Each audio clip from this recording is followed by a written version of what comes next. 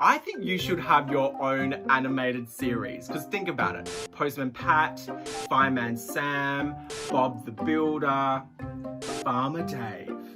You should call ABC Kids. So, Philip, what would yours be? Fuckboy Phil? Well, yeah, but that's more of an SBS program.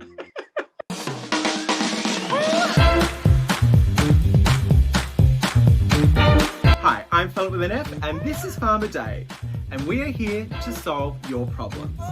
Because that's exactly what you need in your life. Two white guys mansplaining you through your life issues. What is the first letter from one of our avid viewers today? Mrs. Jetson writes in, "My child still wets the bed at 14. My husband doesn't know, and my child doesn't realise I know either. I don't want to embarrass them by sharing their secret, but how else can I help?" I'll throw that one to you, David. You have experience with that, I'm sure. I actually do, crazily enough. Number one thing that you've got to do is not make it dramatic, not make it a huge big deal, because often these things, because they're a big deal, they self-perpetuate. So first things first is make sure that it's normal, make sure that it's understandable and it's okay. Obviously see a doctor because there could be some medical issues going on there. And don't be embarrassed to speak to your partner about this. Don't be embarrassed to speak to your kid about this. And the solution that I always come up with is that these things, if it's not a medical issue, it could be a psychological issue. And it's a case of don't drink too much water before bed. We all know that sort of stuff. But the other thing is get a dog and blame it on the dog. And as well, the dog's going to need to get up to go to the bathroom every now and again. So that'll trigger the kid to get up and go to the bathroom. So Philip, what's your solution? What would you give as advice to solve this problem of 14-year-olds still wet in the bed? This is not uncommon.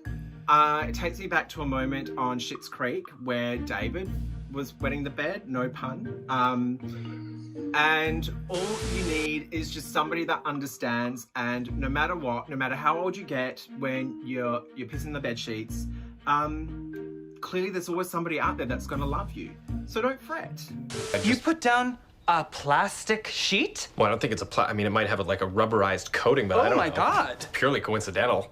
Yeah, I think you're spot on. Is it really that big of a drama? I mean, you get a mattress cover, you wash the sheets, you know, it's gonna happen. So sometimes just wash the sheets and move on. He's 14, give him another 4 years, he'll be an adult, and then it's not so uncommon for somebody to ask you to pee on them in bed. Totally. What's worse, someone that tinkles or someone that doesn't stop snoring all night? Oh, crikey. I find snoring really hot, so I go with the snoring. I would probably be arrested for domestic violence if someone was snoring in the bed next to me, I'm not gonna lie. I've hit my own friends before because there's one thing I won't tolerate, and that is snoring. Are you serious? For me, Yeah. It's like that nighttime orchestra that, you know, you can just...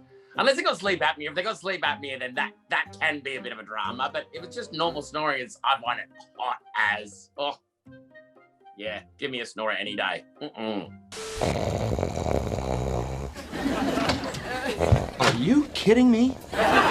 Our next letter comes from Mr. De Silva. My wife has really started to drink since COVID-19 started. It was fine and kind of fun in the first few weeks of quarantine, but now it's just getting obnoxious. She is losing friends, and I'm getting worried about this being our new life. Whew. Okay, well, alcoholism sounds like something you've got a grasp on, David. Well, you know, funnily enough, I have a girlfriend that runs an organisation called Sober in the Country, which is just all about this. Is people who are isolated and feel that to socialise, the only way they can do it is with alcohol. So she really focuses on that stuff. And it's really one of those things where you've got to empower the person to be able to enjoy being social without a drink. But if this is a COVID-related thing where like you're drinking alone, then that's when you, again, psychologist has really got to get in there, and it really needs support. You don't want to be attacking the person or making the person driven to drink because you're criticizing and being bad, and all that sort of stuff. It's about supporting them and offering alternatives, no? That is the one that we're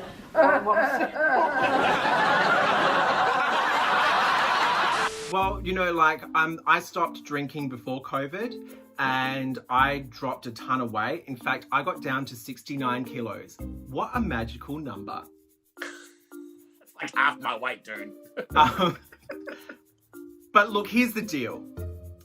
Do you really want your wife to go become, what do they call it when somebody, you know, becomes all sober and stuff? Sobriety? What do you call someone sobriety? You know, like... Annoying? Yeah, because this reminds me of something that I've been going through lately with the cast of The Real Housewives of Orange County. I don't know if anybody out there is watching it, but there is a housewife called Bronwyn, and she is insufferable ever since she got sober. Go get wasted again, Bronwyn. I'm 30 days sober today, bitch. You're acting like it. Oh my God. And there you go. In fact, I believe if you're a drunk, stay drunk, because from what I've seen of Bronwyn, it could only get worse when you're sober. So stay on the good stuff, whatever your pleasure is. Maybe stick to potato juice. Less calories. Okay, any alcoholic who hears say stay on the potato juice are like, yeah, vodka is okay. But yeah, look, it's all about doing everything in moderation. And when you start to get annoying and when you start losing friends, then that should be a wake-up call to go, hey, dude, you got a problem. And, you know, the best thing to really always do is just limit that problem. You know, push that first drink back an hour.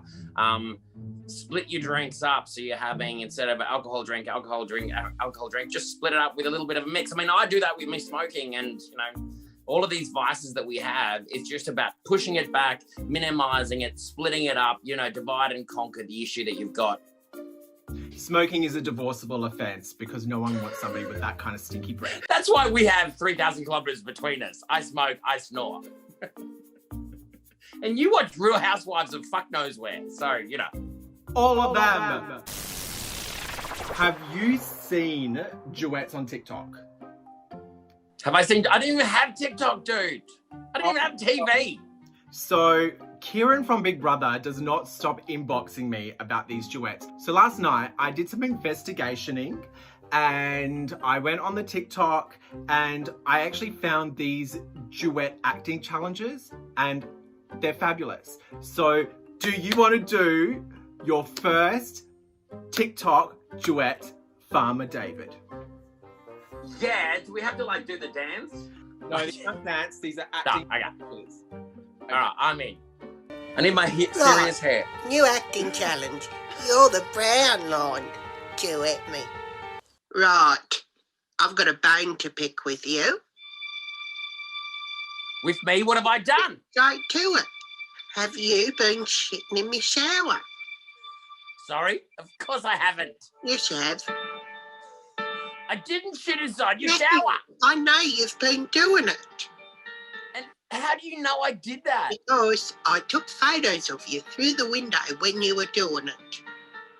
That's actually an invasion of me privacy. Give a shit. You're being so homophobic right now. No, it's not homophobia at all. I don't want people shitting in my shower. Now get your stuff and get out of my house. Fine, I will go. So you smoke, you snore, and you shit in the shower. Yeah. And? You can take your hair back down now. Okay, I'm gonna do mine. All right, acting challenge, you're the blue line. I murdered your entire family. What? You heard me. Burn the house down with everyone in it. No, no, Yes. no. No, I'm just fucking with you. I don't care. I've been trying to get rid of him for years. No, honestly, thank you. You really did me a favor there. Can I pay you? Like, I mean, do you have Venmo? That was a little bit psychopathic, wasn't it?